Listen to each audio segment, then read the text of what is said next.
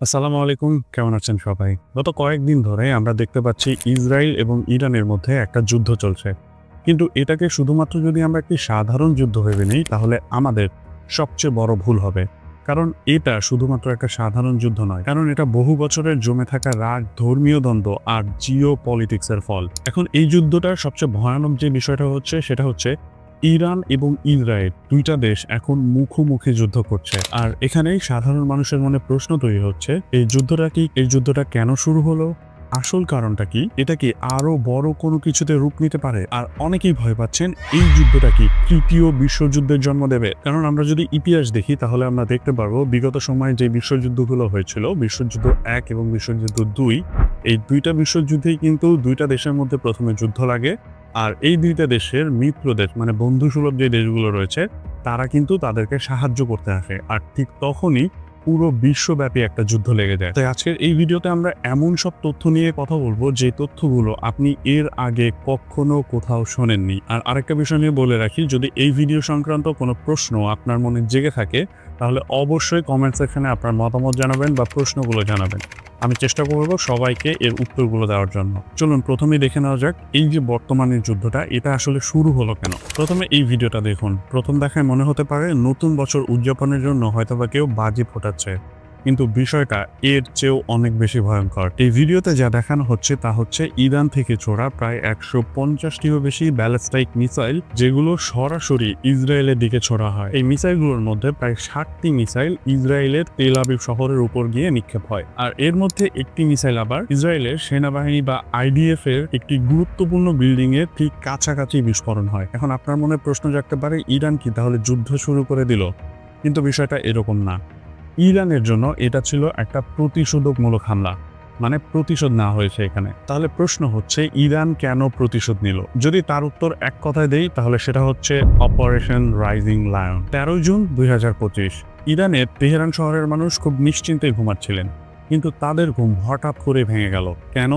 কারণ চারিদিকে অনেক বিস্ফোরণ ঘটছিল, আর এই বিস্ফোরণের শব্দতেই তাদের ঘুম ভেঙে যায়। ইসরায়েল প্রায় ২০০টারও বেশি যুদ্ধ বিমান নিয়ে তেহরান সহ ইরানের আরো বিশেষ বিশেষ জায়গাগুলোতে আক্রমণ চালায়। এই যুদ্ধ বিমানগুলোর মধ্যে ছিল F-15I, F-16I, F-35I। এই বিমানগুলো কিন্তু খুবই ভয়ঙ্কর যুদ্ধ বিমান, আর এই বিমানগুলো নিয়েই এই ভয়ঙ্কর হামলা চালানো হয় ইরানের উপর। এখন আসি দুইটা গুরুত্বপূর্ণ প্রশ্নে।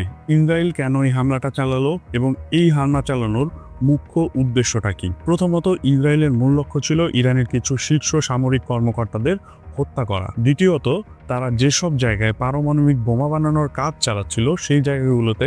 আর তৃতীয় কারণ হচ্ছে ইরানের যেসব বিজ্ঞানী বা গবেষকরা এই পারমাণবিক বোমা তৈরি করার কাজ করছিলেন তাদেরকে হত্যা করা। এছাড়াও ইসরায়েলের এই হামলায় ইরানের এয়ার ডিফেন্স সিস্টেমকে ধ্বংস করে দেওয়া হয়, মানে আকাশপথে আসা আক্রমণকে ঠেকানোর জন্য যে প্রযুক্তি রয়েছে সেগুলোকে সম্পূর্ণভাবে ধ্বংস করে দেওয়া হয়। এই পুরো হামলায় সাধারণ মানুষ সহ প্রায় ৪০০ জনেরও বেশি নিহত হন, যেখানে মিলিটারি সদস্য, বিজ্ঞানী এবং বেসামরিক লোকজনও ছিল। আর এই পুরো অপারেশনটার নামই ছিল অপারেশন রাইজিং লায়ন। আর এই হামলায় প্রথম দফায় যাদেরকে টার্গেট করা হয় তারা কিন্তু ছিলেন ইরানের ডিফেন্স সিস্টেমের ঊর্ধ্বতন সব কর্মকর্তা। মোহাম্মদ বাঘেরি, ইনি ছিলেন ইরানের মিলিটারি ডিফেন্সের প্রধান। হোসেন সালামি, গোলাম আলী রাশিদ, আমির আলী, দাউদ সিয়ান। এই পিকচারগুলো দেখলে বুঝতে পারবেন যেমন তাদেরকে খুব নিখুঁতভাবে টার্গেট করে মারা হয়েছে। তারা যে অ্যাপার্টমেন্টে বাস করতেন ঠিক সেই জায়গাগুলোতেই কিন্তু হামলা করা হয়েছে। আশেপাশে যদি দেখেন সেইখানে কিন্তু ক্ষয়ক্ষতি নেই, বাট তারা যে অ্যাপার্টমেন্টে ছিল শুধুমাত্র ওই প্লেসটাকেই টার্গেট করে কিন্তু রকেট নিক্ষেপ করা হয়। এছাড়াও ইসরায়েল টার্গেট করে আরও ৯ জন পরমাণু বিজ্ঞানীকে, যারা সরাসরি নিউক্লিয়ার বোমা বানানোর প্রকল্পে জড়িত ছিলেন।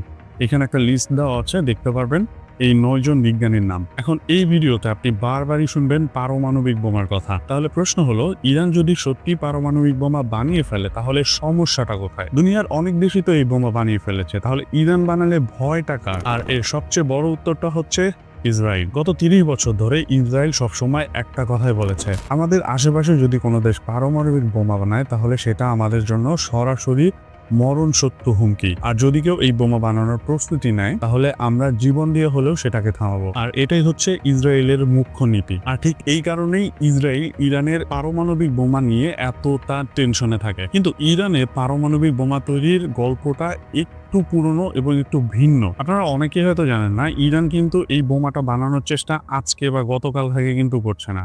বিগত 75 বছর ধরে তারা চেষ্টা করছে এই বোমটা তৈরি করার জন্য। এটা প্রথম উদ্যোগ গ্রহণ করা হয় 1950 সালে। আর সবচেয়ে আশ্চর্যজনক বিষয় কি জানেন, সেই সময় পারমাণবিক বোমা বানানোর জন্য সাহায্য করছিল কোন দেশ? আমেরিকা নিজেই। হ্যাঁ, আপনি ঠিকই শুনেছেন, আমেরিকা অ্যাটম ফর পিস নামে একটি প্রোগ্রাম চালু করে। এই প্রোগ্রামের মাধ্যমেই শান্তিপূর্ণ উদ্দেশ্যে পারমাণবিক শক্তি ব্যবহারের জন্য বিভিন্ন দেশকে সাহায্য করা হচ্ছিল। ঠিক সেই প্রোগ্রামের আওতায় 1957 সালে ইরানে প্রথমবার পারমাণবিক গবেষণা শুরু হয়। আর এর জন্য যত টেকনিক্যাল সাপোর্ট, গবেষণা সুবিধা বা প্রশিক্ষণের দরকার ছিল তার পুরোটাই আমেরিকা সরবরাহ করছিল। এখন আপনার মনে প্রশ্ন আসতে পারে যে আমেরিকা এখন ইরানের বিরুদ্ধে, সেই আমেরিকা একটা সময় ইরানকে কেন পারমাণবিক বোমা বানানোর জন্য সাহায্য করছিল? এর উত্তরটা এর ইতিহাসে লুকিয়ে আছে। আজকে যেভাবে ইরানকে পরিচালনা করছেন ধর্মীয় নেতা, সেই সময় কিন্তু এভাবে ইরান পরিচালনা ছিল না। সেই সময় যিনি দেশ পরিচালনা করছিলেন তার নাম হচ্ছে শাহ মোহাম্মদ রেজা পাহলভি। একদম ছোট্ট করে যদি বলি, এই পাহলভি ক্ষমতায় আসার আগে ক্ষমতায় ছিলেন তার বাবা। দ্বিতীয় বিশ্বযুদ্ধের সময় তার বাবা জাপানকে সাহায্য করেছিলেন। আমরা অনেকেই জানি জাপান এবং আমেরিকার মধ্যে কিন্তু সেই সময় যুদ্ধ চলছিল। সেই সুবাদেই আমেরিকা কিন্তু জাপানের উপর 2টো পারমাণবিক বোমা নিক্ষেপ করেছিল। আর সেই সাথে দ্বিতীয় বিশ্বযুদ্ধ কিন্তু সমাপ্ত হয়। আর সেই সময় ইরানের লিডারকে বলা হয় ক্ষমতা থেকে নেমে যাওয়ার জন্য এবং তার ছেলেকে ক্ষমতায় বসানোর জন্য। সেই সময় তার বয়স ছিল মাত্র 22 বছর। 22 বছরের এই ছেলেটার চিন্তা ভাবনা কিন্তু ছিল একটু ডিফারেন্ট। বলা যায় সে আমেরিকার শুধুমাত্র একটা সাজানো পুতুল ছিল। সে আমেরিকার জন্য খুব ঘনিষ্ঠ বন্ধু ছিলেন এবং তিনি পশ্চিম দেশগুলোকে সব সময় সমর্থন করতেন। তাই সেই সময় ইরানকে কিন্তু আমেরিকা বন্ধু হিসেবে দেখত এবং পারমাণবিক বোমার প্রযুক্তি দিতে একটুও তারা আপত্তি করেনি। যখন রেজা পাহলভি ইরানকে শাসন করত, সেই সময়ের ইরান আর বর্তমানের ইরান কিন্তু সম্পূর্ণ ডিফারেন্ট। তখনকার ইরান ছিল অনেকটাই পশ্চিমের সাজে সাজানো একটা দেশ। পুরো দেশটায় মুসলিমের সংখ্যা বেশি হলেও পাহলভি চেয়েছিলেন পুরো দেশকে আমেরিকা বানাতে। ফ্যাশন, কালচার, শিক্ষা সবকিছুতেই ছিল আমেরিকার প্রভাব। মেয়েরা শর্ট স্কার্ট পরতো, পার্টিতে যেত, গান বাজনা চলতো। ইসলামী রীতিনীতির চর্চা যেন খুব কমে যাচ্ছিল আস্তে আস্তে। এমনকি ইসলামিক কান্ট্রি হয়েও তারা এত পরিমাণ মদ উৎপন্ন করতো যে মদ তারা অন্য সকল দেশে রপ্তানি করত। শুধুমাত্র তাই নয়, তার সময় এত পরিমাণ দুর্নীতি তো যা বলার বাহিরে। সরকারি কর্মকর্তারা প্রচন্ড পরিমাণ ঘুষ নিতেন এবং দরিদ্র মানুষরা আরো বেশি যেন দরিদ্র হয়ে যাচ্ছিল। শুধুমাত্র তাই না, তার নিজস্ব একটি পুলিশ বাহিনী ছিল। এই পুলিশ বাহিনীর নাম ছিল স্যাভেক। যদি তার বিরুদ্ধে কেউ কোনো কথা বলতো তাহলে এই স্যাভেক গ্রুপ তাদেরকে অপহরণ করত, নির্যাতন করত, এমনকি মেরে ফেলত।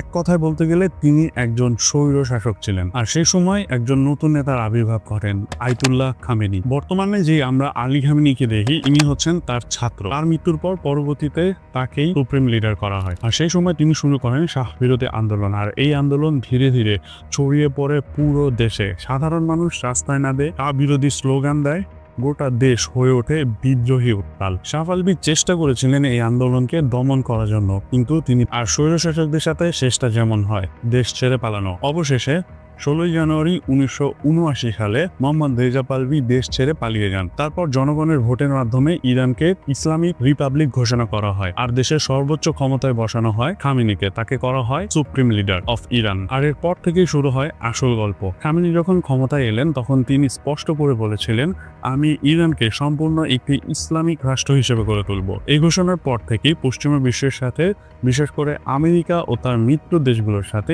ইরানের সম্পর্ক দিন দিন খারাপ হতে থাকে। যে আমেরিকা একটা সময় ইরানের সবচেয়ে বড় বন্ধু ছিল, সেই আমেরিকায় একটা সময় ইরানের সবচেয়ে বড় শত্রু হয়ে দাঁড়ায়। এখন এই সব কিছুর মাঝে একটাই প্রশ্ন থেকে যায়, এইখানে ইসরায়েল তাহলে কোথা থেকে আসলো? এই ঘটনার পিছনের মূল কারণ হচ্ছে খামেনির একটা ঘোষণা। খামেনি বলেন, ইসরায়েল কোনো দেশ নয়, তারা জোর করে এমন একটা জায়গা দখল করে বসে আছে যেটা আসলে তাদেরই না। এদেরকে পুরো মানচিত্র থেকে মুছে ফেলতে হবে। আর এই একটা কথার মাধ্যমে শুরু হয় ইরান এবং ইসরায়েলের মধ্যে চিরস্থায়ী শত্রুতা। আর সেই সময় থেকে এখন পর্যন্ত ইরান এবং ইসরায়েলের মধ্যে কিন্তু যুদ্ধ লেগে থাকতো। সরাসরি তারা যুদ্ধ না করলেও প্রক্সি ওয়ারগুলো কিন্তু ম্যাক্সিমাম টাইমে হয়ে থাকতো। এখন অনেকের মধ্যে প্রশ্ন রাখতে পারে যে প্রক্সি ওয়ারটা আবার কি? কোনো দেশের সাথে যদি আপনি ডিরেক্টলি যুদ্ধ করতে না চান, তাহলে ওই দেশের সাথে অন্য সকল দেশ বা গোষ্ঠী যদি যুদ্ধ করতে ইচ্ছুক থাকে, সেই দেশ বা গোষ্ঠীগুলোকে আর্থিকভাবে বা অস্ত্র দিয়ে বা ট্রেনিং দিয়ে সাহায্য করাকে বলা হচ্ছে প্রক্সি ওয়ার। আর এই প্রক্সি ওয়ারই কিন্তু আমেরিকা অনেক আগে থেকে করে আসছে। আর এই কৌশলটাই ফলো করে ইরান। ইরান কি করলো, যেই সকল দেশ যেমন লেবাননে বা গাজাতে যে সকল গোষ্ঠীগুলো আছে যারা ইসরায়েলের দ্বারা নিপীড়নের শিকার হচ্ছে, তারা তাদেরকে অস্ত্র প্লাস হচ্ছে ফান্ডিং ট্রেনিং সবকিছু দিতেই শুরু করলো। যেমন দুইটা গ্রুপের নাম বলি তাহলে বুঝতে পারবেন, হিজবুল্লাহ এবং হামাস। হিজবুল্লাহ হচ্ছে লেবাননের একটি গ্রুপ যারা ইসরায়েলের বিরুদ্ধে প্রায় সময়ই রকেট নিক্ষেপ করে থাকে এবং যুদ্ধ করে থাকে। আবার অপরদিকে হচ্ছে হামাস, যেটা গাজার একটা গ্রুপ।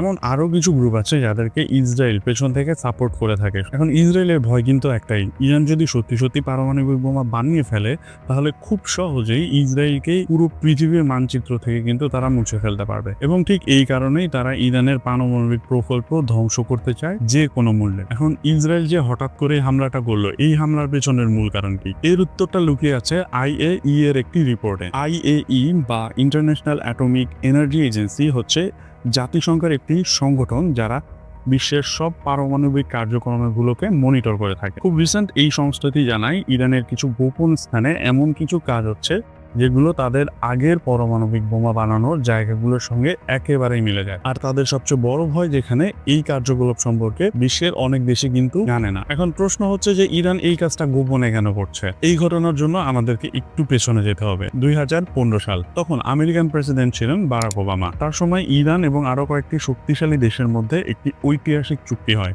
এই চুক্তিটার নাম হচ্ছে JCPOA, joint comprehensive plan of action, যাকে বলা হচ্ছে ইরান নিউক্লিয়ার ডিল। এই চুক্তির মূল উদ্দেশ্য ছিল ইরান পারমাণবিক বোমা বানানো বন্ধ করবে এবং বিনিময়ে বিশ্বের বড় বড় দেশগুলো ইরানের উপর থেকে অর্থনৈতিক নিষেধাজ্ঞা তুলে নেবে। সবকিছু কিন্তু ভালোই চলছিল, কিন্তু 2018 সালে ক্ষমতায় আসেন ডোনাল্ড ট্রাম্প। তিনি বলেন ইরান এই চুক্তি রাখেনি, তারা গোপনে পারমাণবিক বোমার কাজ চালিয়ে যাচ্ছিল।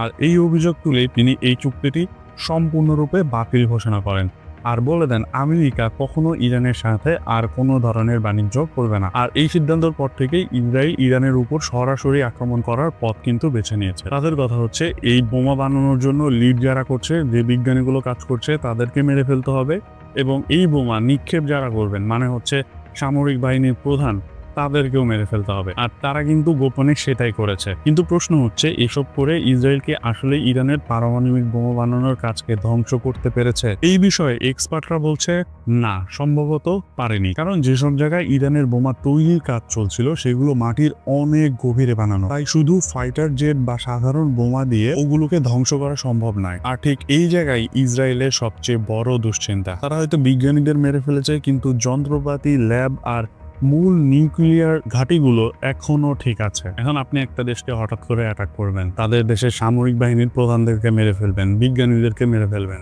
এখন সেই দেশ কি চুপ থাকবে? তারা কিন্তু চুপ থাকেনি, তারা কিন্তু পাল্টা জবাব দিয়ে দিয়েছে এবং টিল নাও এখন পর্যন্ত কিন্তু এই আক্রমণ জারি রয়েছে। এখন ইসরায়েল কিন্তু সবসময় তাদের এয়ার ডিফেন্সের কথা বলে, যে তাদের উপরে যত অ্যাটাক হোক না কেন তাদের যে এয়ার ডিফেন্স সিস্টেম রয়েছে তা কিন্তু তাদেরকে রক্ষা করে। তাহলে প্রশ্ন হচ্ছে, এই এয়ার ডিফেন্স সিস্টেমগুলো কেমন, কয়টা আছে, কত দূর পর্যন্ত কাজ করে, আর এসবে খরচ কত? চলুন এই এয়ার ডিফেন্স সম্পর্কে একটু বিস্তারিতভাবে জানা যায়। এখন যখন ইসরায়েলের এয়ার ডিফেন্স নিয়ে কথা বলা হয় তখন আয়রন ডোমের কথা সবসময় আমরা সবাই শুনেছি। এখন আয়রন ডোম সহ তাদের আরো দুইটা এয়ার ডিফেন্স সিস্টেম রয়েছে। এই দুটো হচ্ছে ডেভিড স্লিং এবং অ্যারো মিসাইল সিস্টেম। এখন আয়রন ডোম কিভাবে কাজ করে? ইসরায়েলের আকাশে 5 থেকে 10 কিলোমিটারের মধ্যে যদি কোনো রকেট আসে বা কোনো ড্রোন আসে, তাহলে এটা অটোমেটিক অ্যাক্টিভ হয় এবং ওইটাকে ডিটেক্ট করে এবং তার এন্ড থেকে একটা রকেট ছড়ে ওই রকেটটা অথবা ওই ড্রোনটাকে অ্যাটাক করে আকাশে ধ্বংস করে দেয়। ঠিক সেম ভাবে ডেভিড স্লিংও কাজ করে, বাট এর রেঞ্জটা একটু বেশি, 40 থেকে প্রায় 200 কিলোমিটার পর্যন্ত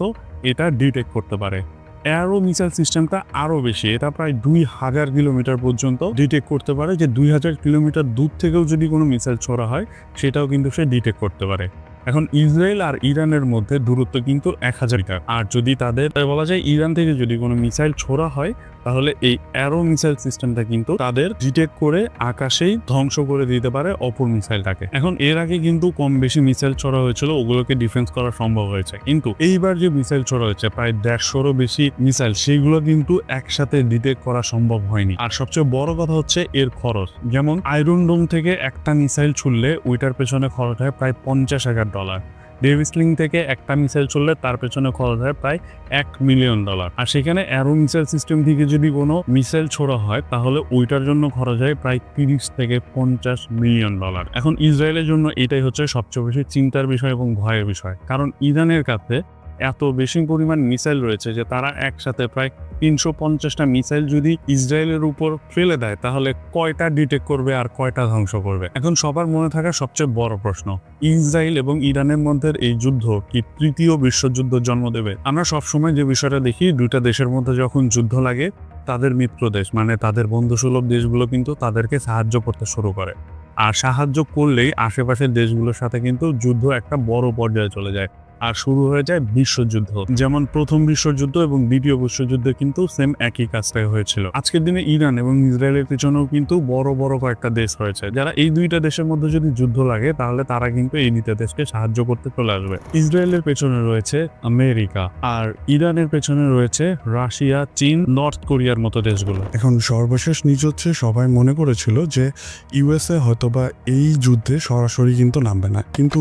যেটা হয় 22 তারিখে ইউএসএ তাদের B2 বম্বার বিমান দিয়ে কিন্তু ইরানের উপর হামলা করে বসে এবং তারা যে বোমগুলো মারে ইরানের উপর এগুলো হচ্ছে বাংকার ব্লাস্টার। এই বাংকার ব্লাস্টারগুলো এমনভাবে কাজ করে যে আপনি যদি মাটির নিচে 6 তলা পর্যন্ত কোনো স্থাপনা করে থাকেন সেগুলো কিন্তু এগুলো ধ্বংস করতে পারে। ইরান কিন্তু এই বিষয়টা নিয়ে একদমই ভয় পায় না। তারা যেটা করে, তাদের পার্শ্ববর্তী যে দেশগুলো আছে মুসলিম কান্ট্রিগুলো, যেখানে হচ্ছে ইউএসএর বেজ আছে, ইউএসএর মিলিটারি বেজ আর কি, ওইখানে কিন্তু তারা মিসাইল অ্যাটাক করে। এরপর ডোনাল্ড ট্রাম্প যেটা করে, ডোনাল্ড ট্রাম্প একটা টুইট করে যে ইসরায়েল এবং ইরান দুই দেশই কিন্তু আসলে সিজ ফায়ার করার জন্য প্রস্তুত হয়েছে। এখন সিজ ফায়ারটা হচ্ছে কি, যদি দুইটা দেশ ধরেন যুদ্ধ থেকে একটু বিরতি নিতে চায় বা যুদ্ধবিরতি ঘোষণা করে যে তারা এখন যুদ্ধ করবে না, সেক্ষেত্রে আসলে এটাকে সিজ ফায়ার হিসেবে বলা হয়। তো দুইটা দেশই এখন অ্যাগ্রি করে সিজ ফায়ার করার জন্য। এখন তারা আসলে কি চুক্তিতে যাবে এটা পরবর্তীতে জানা যাবে। সো আমরা যেটা চাই, পরিস্থিতি শান্তিপূর্ণভাবে মীমাংসিত হোক এবং বড় কোনো ধরনের যুদ্ধ যাতে শুরু না হয়ে যায়। সো আজকের মতো এই পর্যন্তই, দেখা হবে অন্য কোনো ভিডিওতে।